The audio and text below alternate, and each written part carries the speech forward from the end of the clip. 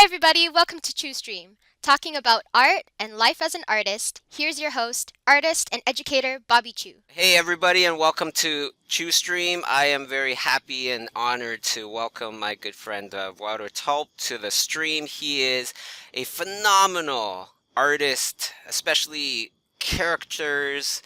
His characters just blow my mind every time I look at his stuff. So without further ado, welcome Wouter Tulp. Hi, Bobby. Thank you for having me on the show. The first question here. What's your advice on somebody that wants to become a professional illustrator, but at the moment, he's just catching up on fundamentals and has a full-time non-art related job? So it's kind of like, how do you go from that full-time non-art related job to a professional illustrator? Good question. Well, the thing is, I believe there is not one way to do this. I think if you would ask any artist, you would get a different answer on how they achieve where they are right now. For me, I had the fortunate thing that at the time when I finished art school, there was this system where you could get a subsidy that was not a lot of money, but it could help you to make a living if you would have just one or two illustration jobs. So I would use this for about 2 years to build up my network of clients, and after that I could make a living off it. Now, I hear in your question that you are still working on the fundamentals, and I think to be a professional, to master your skills is a really important thing, because out there are all the artists who are making a living, and that's who you're competing with. So first thing I would do is really to make sure you have the time to study as much as you can to make sure that the drawing itself is not a problem for you, that it becomes second nature. And of course, you will always, you will always feel that there is room for improvement. But there is a basic set of skills that is absolutely needed to compete with the other artists out there. Then, in order to get your foot in the door, to get noticed. Again, there is no one way to do this, I think, but what I think is really important is to not give up, to just put your work out there. And, I have had rejections and rejections and rejections, but that didn't discourage me. It only made me feel stronger in the sense that, I want to achieve this, and I'm not going to stop until somebody gives me a chance to prove what I can do, to give me a job and to make it happen. So, every time you get rejected, you can see this as a learning moment. Try to, if you have the opportunity, try to ask why people are not hiring you. What is lacking in your portfolio or in your work, and try to work on that, so that next time you will come there, you can show them that you have improved. So the best thing I can say probably is to make sure that your skills are at a certain level, and show your work everywhere.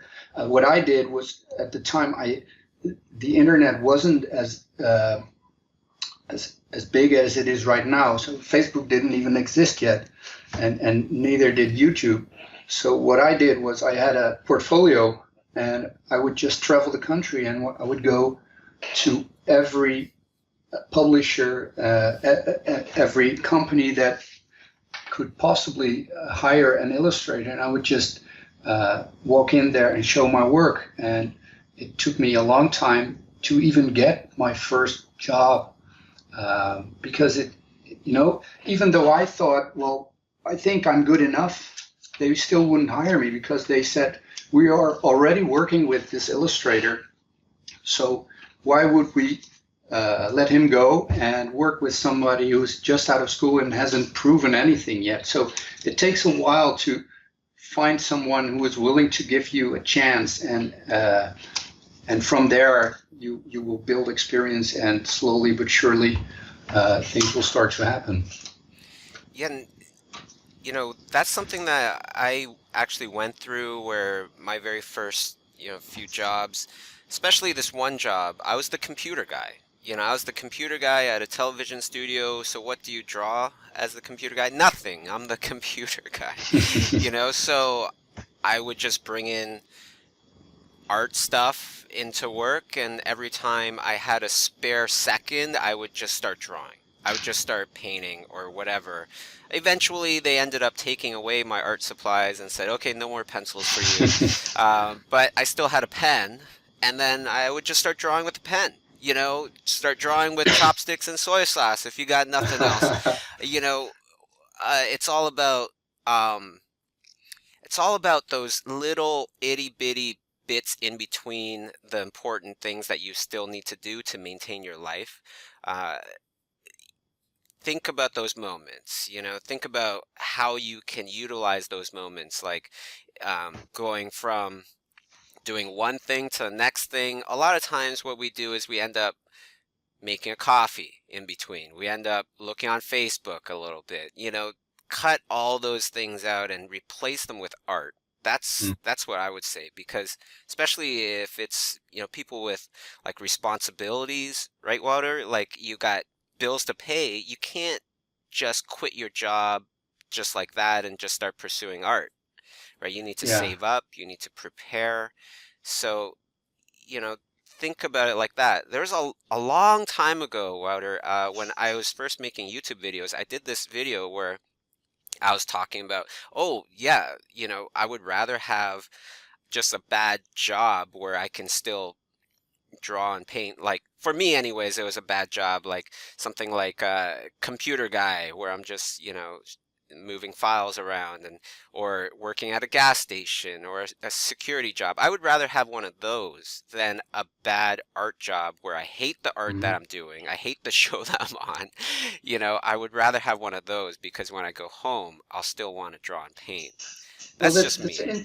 that's interesting because uh, you know in the question I hear this goal. It's a goal somewhere. I want to be an artist making a living doing art. So and I think it's important to have a goal, something you want to move towards. At the same time, for me, what I always try to keep in mind is uh, what it all starts with, and for me, that is having fun drawing.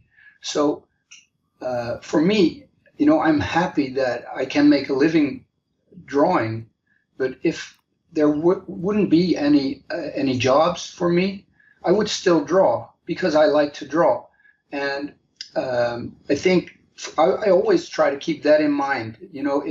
It doesn't matter if it's a big company that everybody knows that calls me, or it's a small company, or maybe even my neighbor who wants me to do a drawing, because in the end, it will be me at my desk doing an illustration, trying to come up with solutions for a problem, and that's what I love. And I always want to go back to that. So even though you are not having this dream job right now, what you can do is grab a sketchbook and have the most fun you can possibly have just doing art. And that's for me something that I always want to be able to go back to, because it's not about the big names or the money or the fame or anything. For me, it's really about having fun creating beautiful art. One last thing, if I may, just to add into this question, is where, think about it like this. You're going to pursue this new thing. Okay, well, make sure that the point of where you would usually give up, if you got this many failures last year, you would have given up. Make sure you have your give up point, further down the line than how it was last year. I always try to think about it like I want to make sure that I'm going to try harder and not give up as easily as I would have last week or last month. Because generally life will test you in a way where it's like you get past all those failures, all those problems that you originally probably would have just given up. Once you get past those problems, that's where the real benefits are. That's where the real prize is in the end. So always try to go past that point of when you would give up before. So if it's okay, let's go on to the next question. Yeah. Next question comes from Ahmed. Ahmed Ali asks, often you say if you want to be a pro, act like one. Well, I act like a professional myself by giving myself a deadline every week of 2 sketchbooks. 2 sketchbooks a week? What? And this person's also saying, I live in Detroit, Michigan. I met you last summer in San Francisco. If I come to Canada, may I come and visit schoolism? You know what? Like, there is no physical schoolism here. There's a studio that's very much, it doesn't have a sign outside. It's not really visitor friendly because it's just a lot of confidential stuff in our place. So definitely send me an email. Who knows? Maybe we can go for a coffee at least and meet up. So let's go back to that question of, he says that he gives himself a deadline every 2 week or every week, to fill up 2 sketchbooks. That seems really fast. It sounds like a lot of drawings.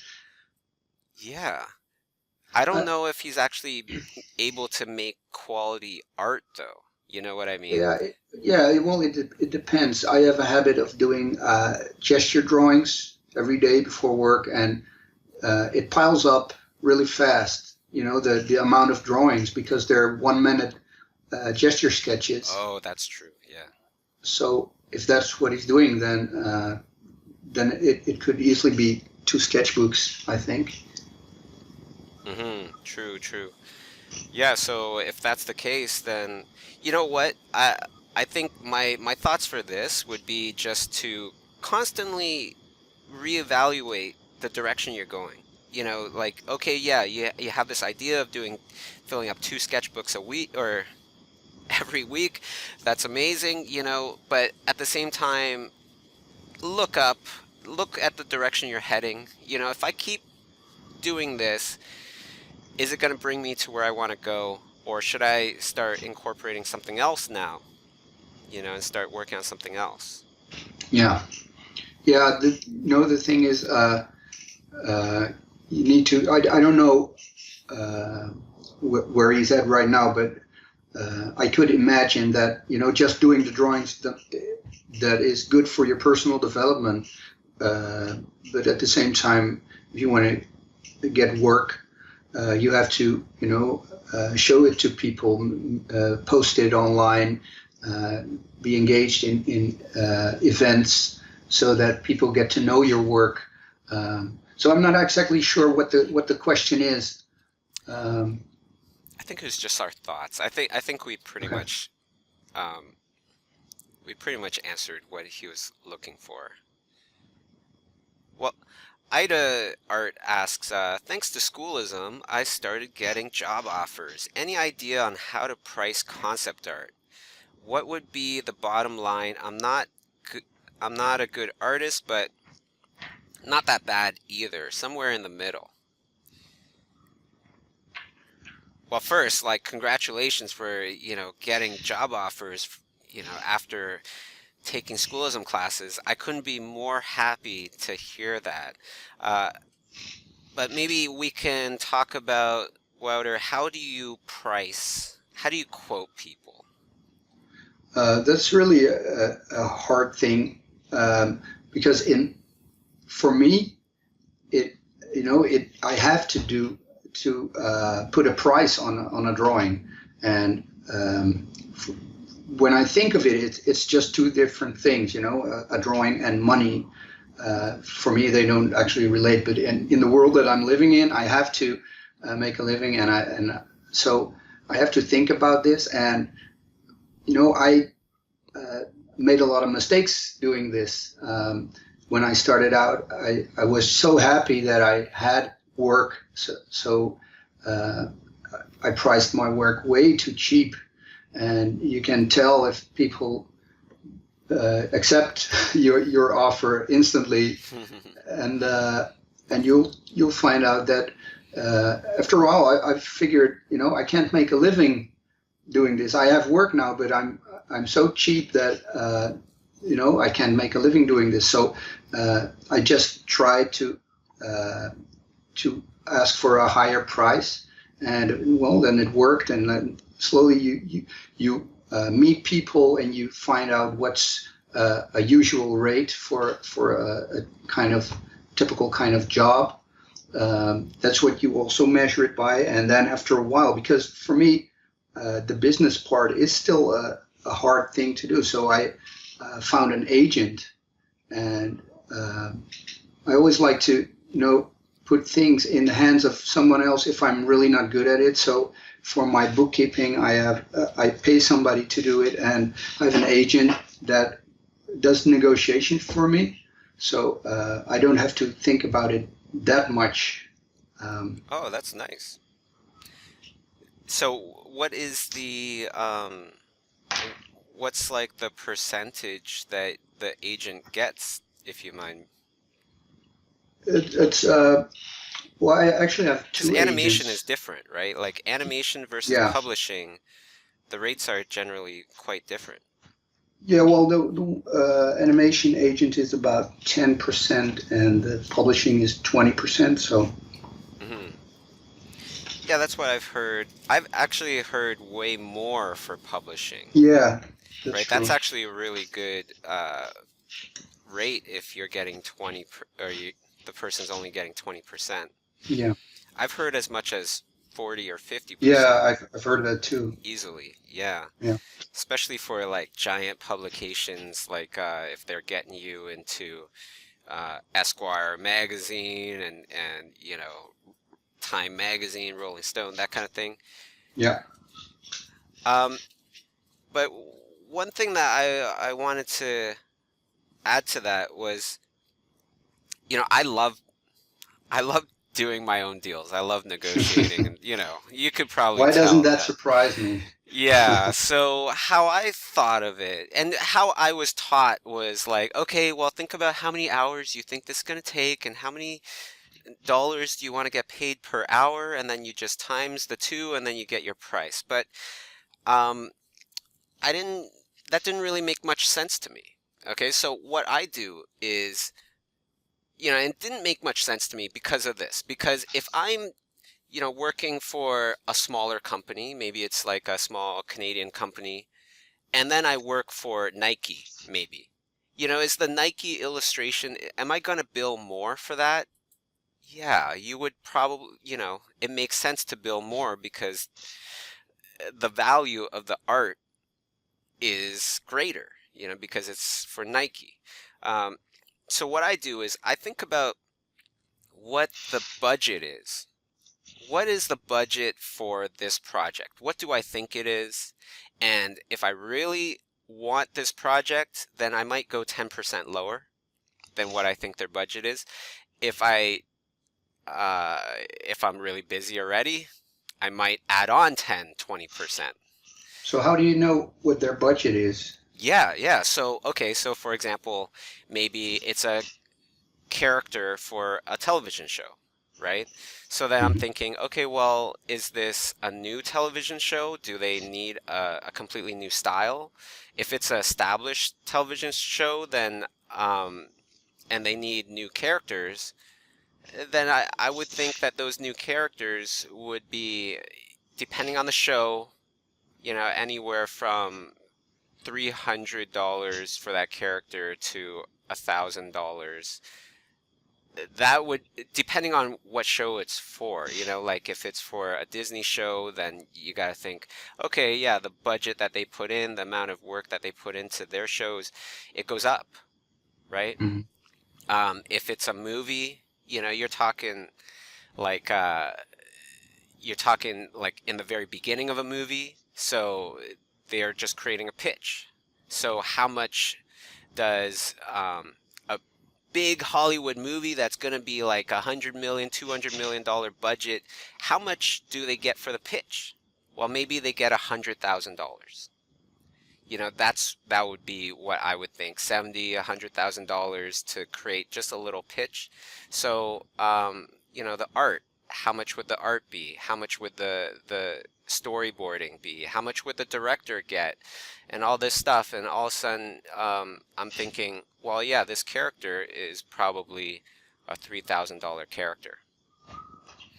So I really try to break it down into all these small little details and look at all the little parts and make my educated guess, and then the easiest way now, which is something that you probably do, Wouter, is you just charge per day. Yeah. You have your day rate, right? Yeah. So then that means that protects you from having a million revisions, right? Like if you have a million revisions, well, you're still getting paid per day, so it's all good. And a lot of Yeah, times absolutely. the big movies and stuff, they like it like that too, because they know that they'll have a million revisions. They want something that they can understand, like how much are they paying, what are they getting for it. Yeah. Great. So let's go on to the next question then. Andre asks, I've had a hard time finishing up my pieces. I don't really know where to detail and how, although I have experience. Any tips on how to improve my finishing? Well, I'll give a real short answer, and then Wouter, you can I extend the didn't hear answer. the first part of the questions. Oh, Problem okay. to finish my. It's really like I have a hard time finishing my pieces, Oh, like pieces. Okay. putting that finished look to things, I would assume. Um, Generally, I put more details, more of the finish towards the places that the viewer is going to look, right? Just like any painting or, Yeah. What would you say to this, Wouter? Because you have many different styles, many different types of Yeah. finishes. Yeah. Well, you can ask yourself, is it adding to the storytelling of the illustration? Do I need to add this, or is it good as it is? What you often see is that when people do a sketch, there's a lot of life in there, and then when they start rendering or finishing, it becomes stiff.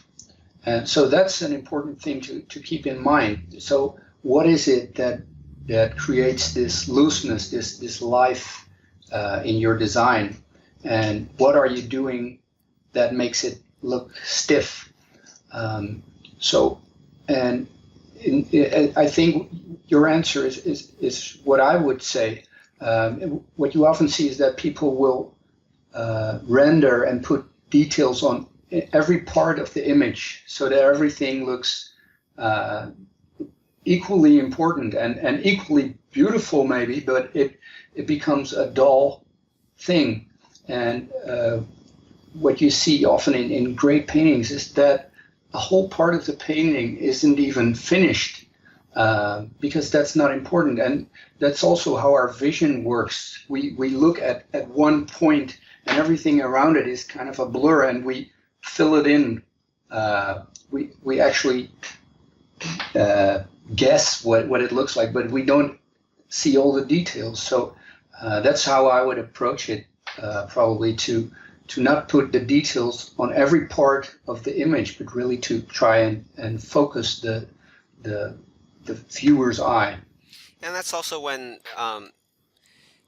you do master studies. That's one of like the really great learning things that you would get from it is when you actually start painting and copying and thinking about their thoughts and all this stuff, you'll notice the areas that are much more detailed, and Oh, be able to really understand it a lot more through things like that, just like master paintings. A lot of times you don't absolutely. notice, yeah, like a lot of times you don't notice areas that are very scratchy and unfinished because the painting is done so well, right? You just kind of look at it and go, oh, this is a finished piece. Yeah. Uh, Yeah, that's what I found, that in many cases you don't have to, uh, finish all the things you think you need to, don't need to add all the details. You can get away with with less work. uh, Amy Antoinette asks, by some crazy coincidence, most all artists I admire and look up to have all gone to either Sheridan or CalArts. Does your education play that huge of a role in terms of your success? Education, absolutely. Why are all these great artists, why are all these great artists doing so well, and all coming from these same schools? Is it the teacher? Perhaps. Absolutely. But a lot of times it's also because of the, oh, stream looks like it's offline. Okay, we're back. Um, yeah, so a lot of times it's because of the people that you surround yourself with. For me, I graduated from Sheridan, and I could tell you, yeah, I learned some stuff, but most of the stuff I learned was from the other artists that were in the year, my other classmates. Not as much with the teachers, only because I spend way more time with my other classmates than my teachers. But I think the main thing is that we all have to realize and um, really take to heart is that education is like any other investment. Everybody loves a Ferrari, but is that going to be a good investment for you? Maybe it will.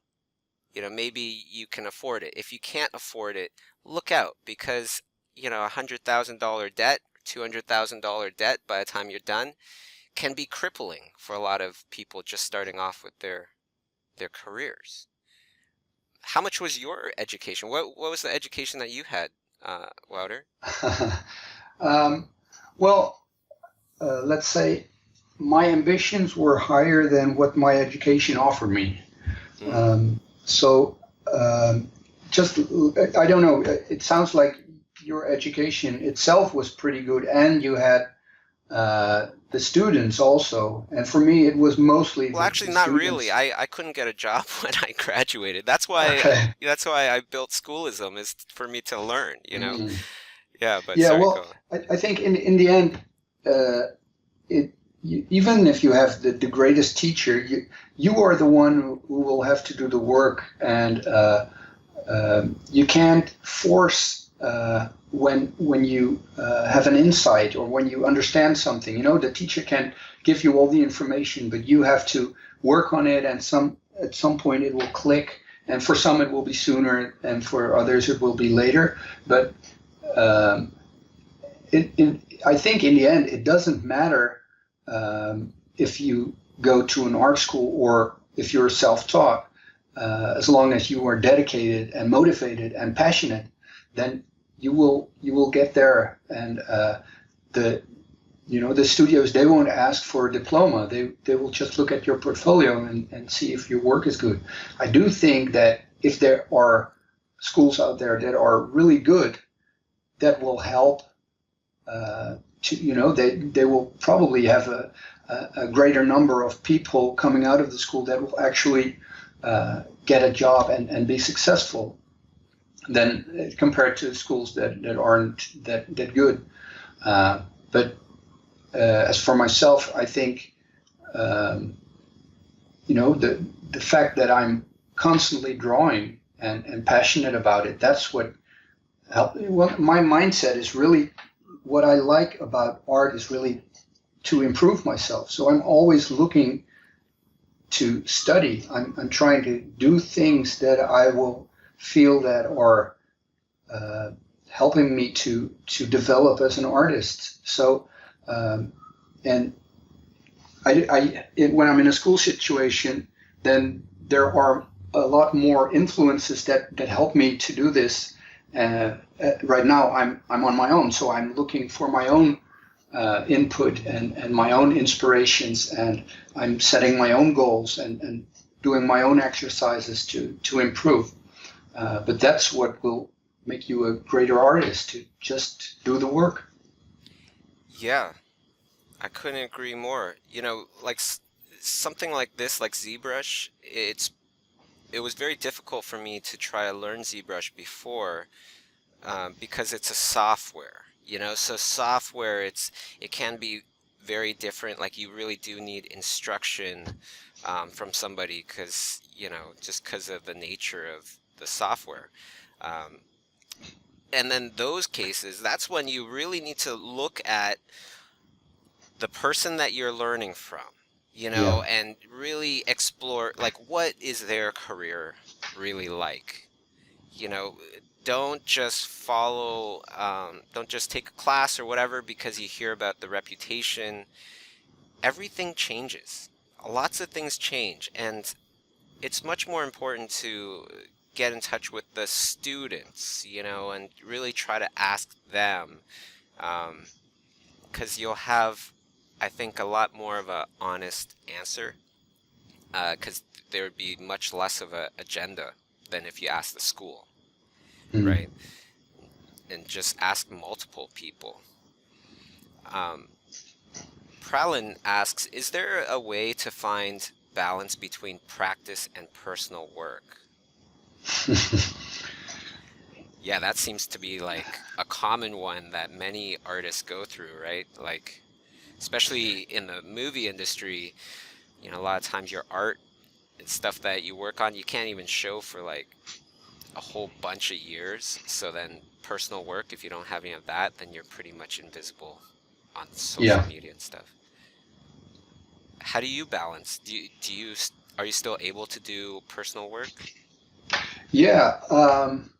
Actually, I am. But like I said, my mindset is really uh, focused on learning. So I'm often just studying, and those are things that are not always interesting to share online. So um, I think it's a tough thing, because at the same time you want to be visible online, but to create something for yourself, you need to step back and detach and just focus and do the work. And those things, they contradict one another sometimes. Yeah. So I sometimes schedule things. So I think, well, okay, this month I will focus on anatomy, and I will just uh, do an online course, or I will uh, read some books and mostly do studies. And then the next month I will focus on personal work. So then in the hours that I'm not working for a client, I will paint, or I will do characters, or and at the same way I can choose to work for my portfolio. So I have these. Um, uh, I try to schedule things, but to be honest, it doesn't always work for me, because I have a mind that is really quickly inspired and enthusiastic. So when I see somebody doing animation, I'm like, oh wow, I want to try animation, and then I'm not sticking to the schedule that much, and that's a thing that I may need to work on. I'm easily distracted sometimes, but I'm also easily inspired, so it's Hmm. not just a bad thing. Well, more and more, I'm trying to make a bridge between my personal work and my actual work. just like this, like, okay, I need to do a stream, and every time I do a stream, I play a video of me making some art, so that makes me do personal work that ends up being kind of like professional work, Mm. just Yeah. making those. And same thing with the workshops, let's organize a bunch of workshops, and then I have to go into these workshops, and I have to learn, like, oh my gosh, that makes it a Yeah. really great excuse. That's cool. Yeah. Well, because at the moment I'm doing a lot of oil paintings, and the thing is, I often like things that seem useless when it comes to my work as a character designer. And nobody ever asked me to do an oil painting, but it's something that I really like to do. At the same time, this is how I have uh, acted throughout my career. And sometimes the things that you feel that are not going directly towards your goal are the things uh, that lead to something that really is your own path. So at the moment, I'm doing these oil paintings, and I'm not sure what they what they are, what they are for, how I can use them or anything. But I'm having a lot of fun, and I believe really that passion is something that people gravitate towards. So it's something that I really love to do, and I believe that that is something you will see in the paintings, and it will find its way. And um, I always try to think um, it's not necessarily about the money. If I'm having fun doing this, then it's already I've already achieved my goal, and then from there doors will open and things will happen. Yeah, so it also seems like you have this very strong belief that when you get good enough about something that you're passionate about, opportunities that you have no idea of right now will show itself, right? Absolutely, yeah. Yeah, so just follow your passion, and I couldn't agree more. So Alex asks, my question is, how do you know that you were ready to start your own studio, and can you briefly explain what it was like in the beginning before you gained a steady flow of clients? Now, this one is very kind of interesting. How did I know I was ready to start my own studio? I didn't know, but I was just like, okay, you know what? I'm gonna do this, and it's kind of like burn the ships behind you. We are not going back, and just kind of putting yourself in that situation. What I did before that was I saved up a little bit of money, right? And my brother Ben, that owns the studio with me, he had a bunch of money saved up as well. So it wasn't like we just jumped in with, no preparation. We did prepare as much as we could, and I started to try to gain as many little clients as I could so that we knew that we had at least a bit of a head start. But it is very much like I kind of equate it to um, kind of like canoeing or like doing rapids. I never went through rapids, but I kind of assume it's like first it's steady water, right? You're doing your thing, you're used to doing that thing, and now you want to change your life, you want to do something else. Well, get ready for the rapids. All of a sudden, you start going in that direction, all of a sudden you're met with all these waves, all this turbulence, and you gotta paddle like crazy, right? To to make sure you don't drown and things.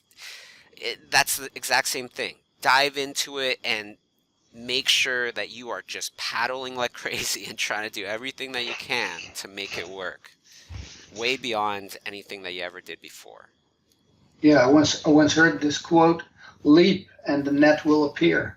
I think that's really what you're describing. No, the moment you decide, well, we're doing this, you have already made the decision, and from there you will have to figure out ways and solutions for the problems that arise at that point. And that's, I think, will lead to a result sooner than when you keep waiting until the right time to make it happen. So you will make mistakes once you make a decision like that, and it will be scary, but at least you're doing it, and from there you can just progress. And if you make a mistake, if it goes wrong, then you try again. You take a different decision next time. And it's pretty much with any kind of, like, you might be established right now, you might be doing great things right now, and then you want to do something different. Again, it's the same thing. All of a sudden you got to get ready to battle it out like right in the beginning, right? And really fight for your life there. And the last part to this is, I'm not talking about going at things at 80% or 90%. You gotta think of it as, I gotta dive head first, the whole thing, 100%. Yeah, you got to create a necessity to do it. Yeah, my necessity was, I didn't want to be homeless. I didn't want my brother to be homeless. You know, he's trusted in the idea and everything. So Yeah, well, that's exactly what I mean. You know, yeah, you don't want to be homeless, so you are going to make it happen. exactly. Next one is from Tio, and Tio asks, when is the subscription available for Wouter Tulp's class? Now, your first class starts soon, yeah? Yeah, it's March, I think, in 2 weeks from now. Right, so that is the critiqued sessions. So that means that your students would do your assignments, watch the lessons, and then you yourself would be drawing over top and Yeah. explaining to them, and teaching them, which is fantastic. Now, once this first class is over, then we have feedback for each of the lessons, and then we open it up for the subscription program. So I believe that would be, your class is 9 lessons 9 long. weeks. Yeah. So yeah, about 9-10 weeks, something like that. Then it would be available for subscriptions. Can't wait. That's such a cool class. I really Thank you. enjoyed it. Yeah, totally. You know why I enjoyed it? Because everything that you say in the class is like stuff that is still very challenging for anybody, for professionals as well, but is also very understandable by every skill level. From a beginner, a beginner can do this class, be in the same class as a professional, and both people would highly enjoy it, I feel. Cool. That's exactly what I was aiming for, so I'm glad you took that out of it. Awesome. Yeah, I watched the classes as well, so it was great. Now, Manda asks, how do you get promoted within a small company from junior to senior, keeping in mind that as a junior, you might have messed up once or twice? I love this question. I love it. You have any thoughts on this, Wouter? I've never worked in a studio. I've been freelancing always, so I've no idea. Well, just thinking, so, I have a studio, there's about 14 people here, and just thinking about how they could do something to get promoted and stuff. And I think it's just, sorry, go ahead.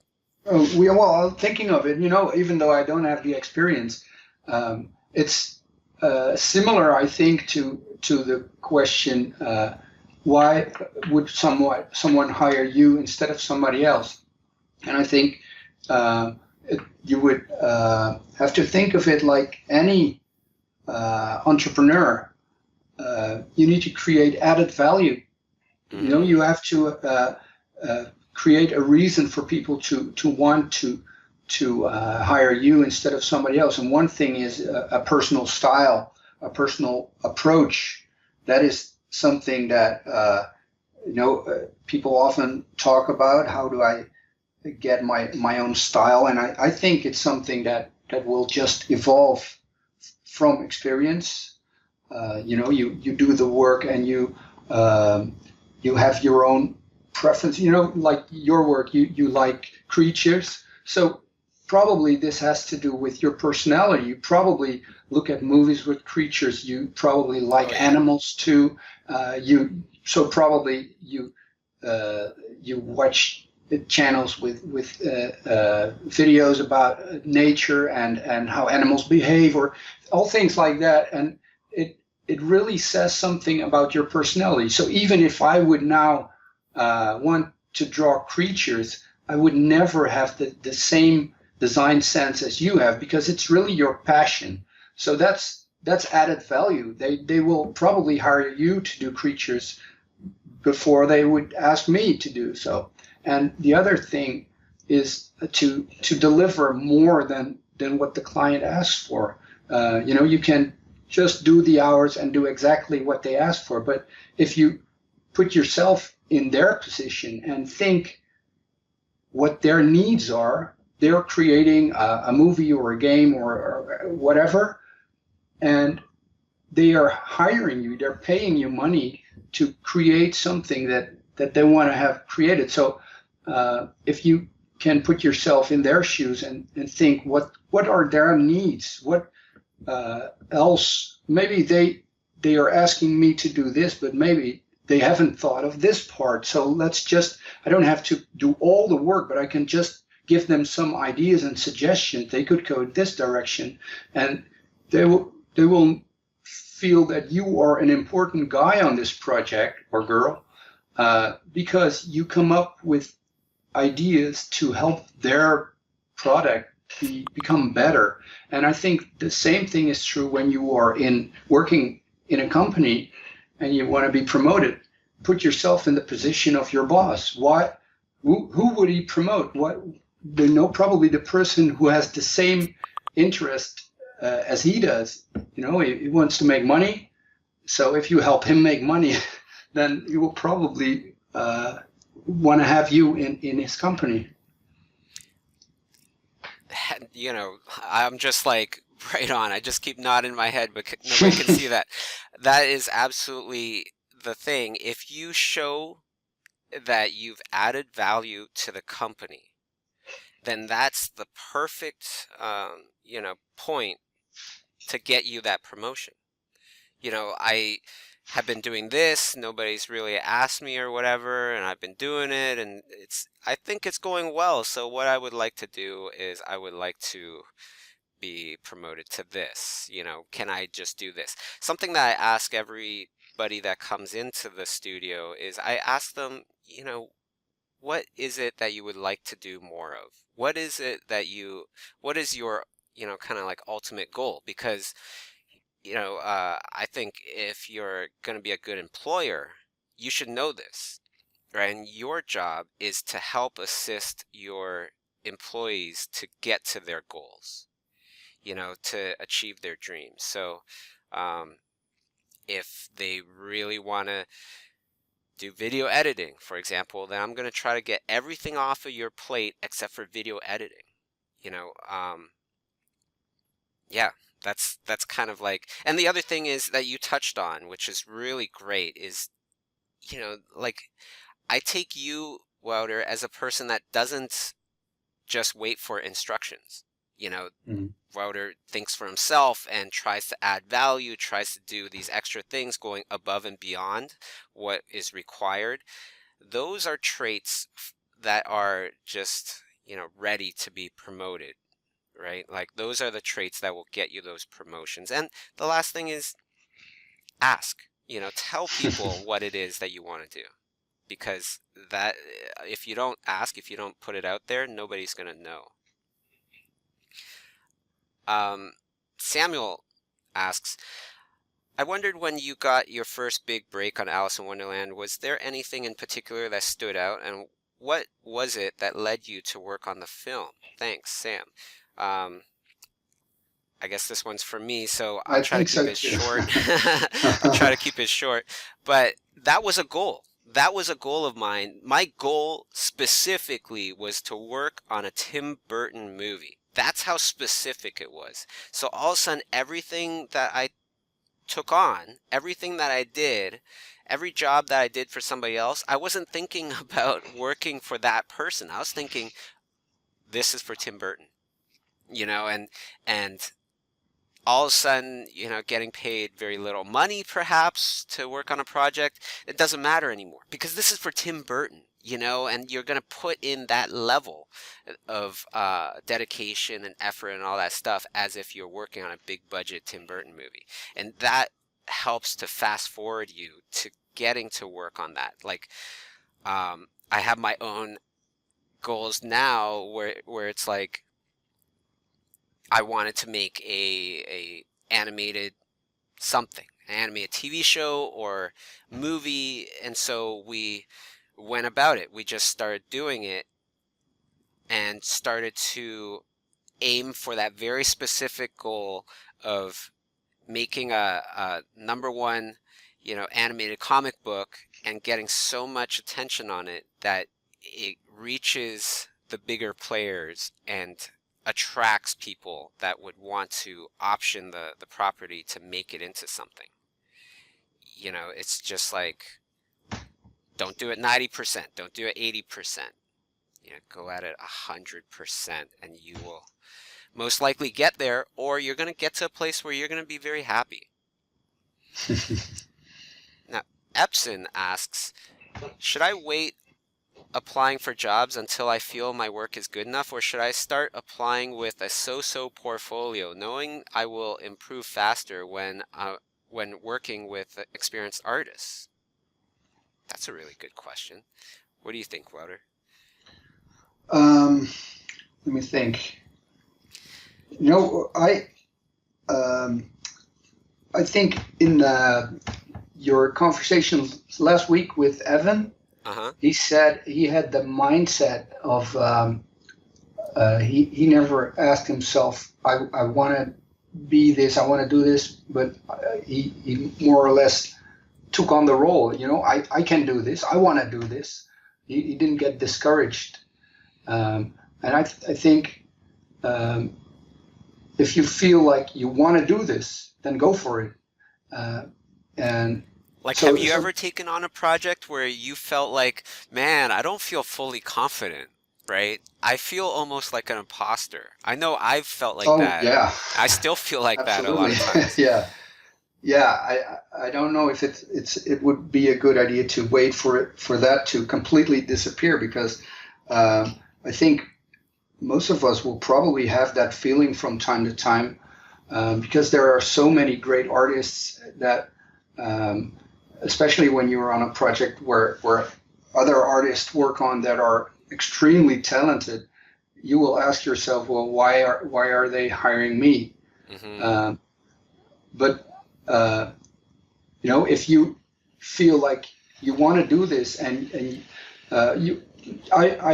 everyone, I think, has his doubts about his qualities, but there will always be somebody better at something than me. That no matter how hard I work, there will always be somebody better at something. Probably a lot of people will be better at a lot of things, but I am me. I'm the only one who is me. So if I can find out what my qualities are and what my passions are, like the example with the creatures I just gave, when it comes to your work, that is so specific to, and because of your passion for it, that helped to develop a design style, a design sensibility. And it's not like that style is an end result. It's something that's in progress, but it shows what you like, what your preferences are when it comes to design. And so the doubt will probably come from, am I meeting the requirements of the work? Because when you leave out that, you can already create art that is beautiful. Even a child who doesn't have any technique can create a drawing that will make you cry, because there's a story in there, because there's emotion in there. So if you can tap into that, uh, that will really help to create work that will communicate. Eventually, technique isn't the most important thing. I think it will help, and especially when you're working for a client, because he will ask you to do some things, and it really helps if you are a craftsman also, and you can make adjustments. So it's really something that you have to decide for yourself if you feel like are you capable of doing it, but don't be too afraid to just go for it, because especially if you're honest about it, this is my experience, this is what I can do. You show your portfolio. If they want to hire you, then just give it a go, I would say. I wouldn't even be working right now if I was still waiting till like when I felt 100% professional, because there's just like moments all the time where, again, I don't feel professional anymore. But then, you go through a few days where you do feel professional. But this is like my 11th or 12th year, so yeah, just go for it, I would say. Um, Alex asks, will the ZBrush course by Justin Goby Fields be available as part of the subscription anytime? It will be. It will be after Wouter's class joins the subscription program. Same kind of thing. A lot of people, including myself, we gain so much more insight about the lessons and everything once there are feedback videos to go along with the course. And actually it's been discovered kind of that most people, they spend even more time watching the feedback videos than they do the lessons, which I thought was absolutely fascinating. Um, so yeah, that course will also be part of the subscription, but you have to wait until the critique classes are finished.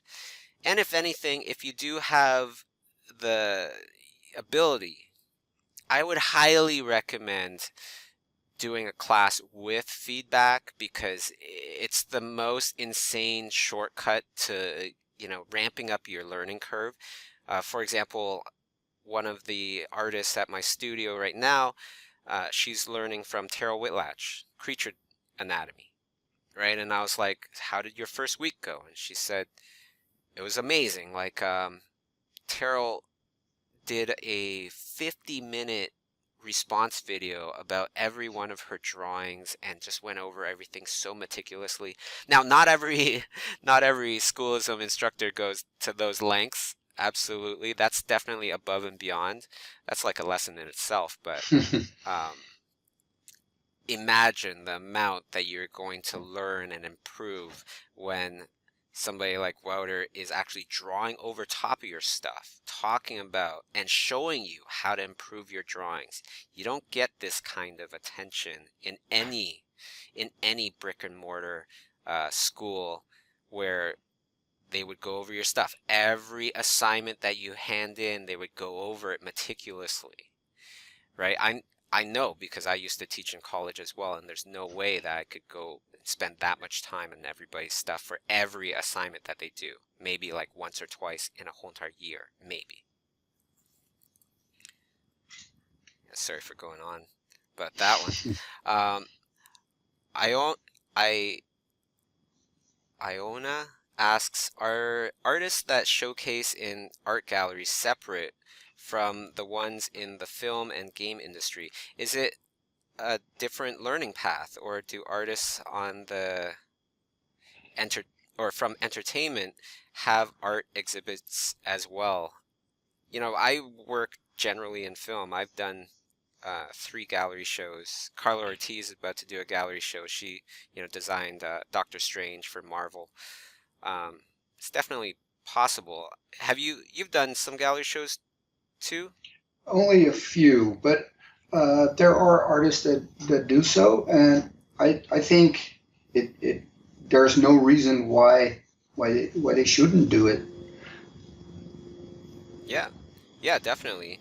Um, Of course, if you want to get to the upper echelons of fine art, like you want to sell $100,000 paintings, it's very unlikely that you'll be able to do so if you're a commercial artist as well. Well, it takes commitment, of course. To Yeah, yeah. But also, it's kind of like uh, there's certain stigmas that will happen, if you're a commercial artist and you try to get into the fine art world.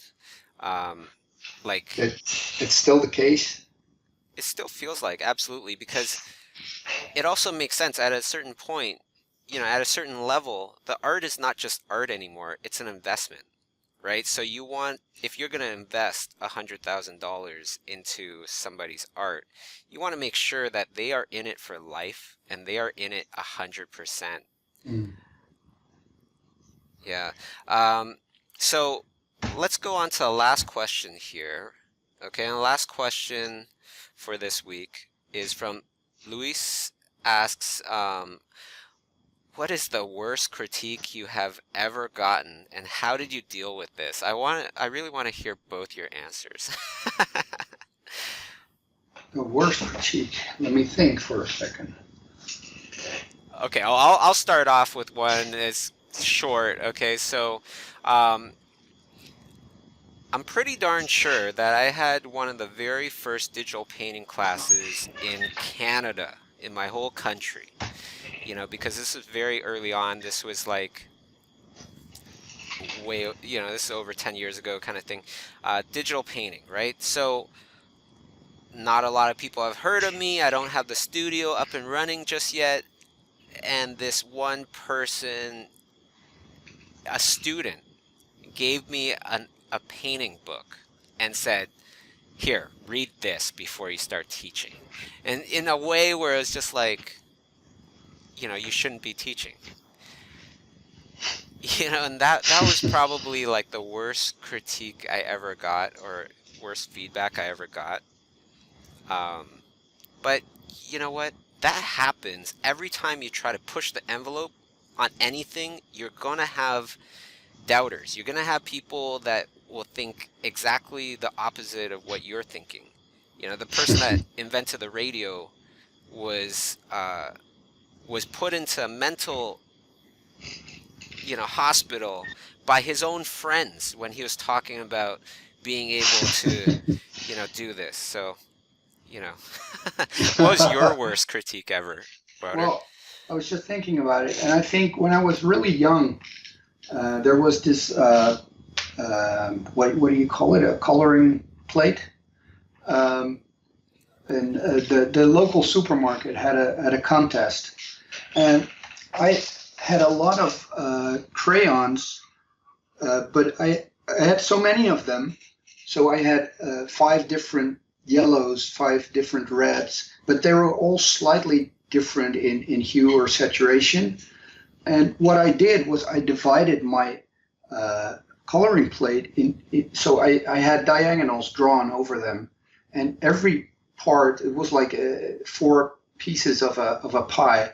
I colored with all, the one part was all different types of greens, the other one was all different types of reds and different types of blues. And personally, I thought this was a genius thing to do. I think I was about 6 years old or something, and I had come up with a different way of coloring this thing. So when I handed it in, the guy just said, "Oh, you really did. You made it easy for yourself. You just thought I had colored, red, blue, yellow, and he didn't see the nuances in the different colors, and it really." I thought I did something really great, and he didn't even see what I had tried. So I think I learned there that not everybody looks at things the same way as you do, and um, that was pretty tough at the time. For a 6-year-old especially. Oh yeah. Who's mean to a 6-year-old? Who would tell a 6-year-old that their art doesn't Yeah. look good? Oh my goodness. Um, well, thank you everybody for tuning in, and especially the biggest thank you goes to my buddy Wouter Tulp. Definitely check out his course if you want to learn expressive characters and character design, definitely check out his course on schoolism. It's super popular. I think you're registering for 2018 right now, but it's definitely worth the wait. Get on it because you get personalized feedback from the teacher himself, Wouter Tulp. Now, next week is going to be really fun. You got to come back and join me for my guest, Dave Raposa. He's going to be on the stream, and it's going to be fantastic. He does the most amazing paintings, the most amazing just art in general. Can't wait. He also did the IMAX poster for Logan, this highly anticipated movie that I'm going to check out tomorrow. So definitely check that out and come back next week, and we'll have Dave Raposa on the stream. Thank you everybody for tuning in. It's been Thank great. you. And Wouter, thank you so much for your time. You're welcome. Thank you very much. Awesome. So I'll see you guys next week, everybody. For over a decade now, Schoolism workshops have been bringing incredible artists around the world to teach other artists from all walks of life. Each instructor teaches 2 to 3 hour workshops focused on professional level education. You'll be surprised how fast you can improve your artistic skills with the right knowledge.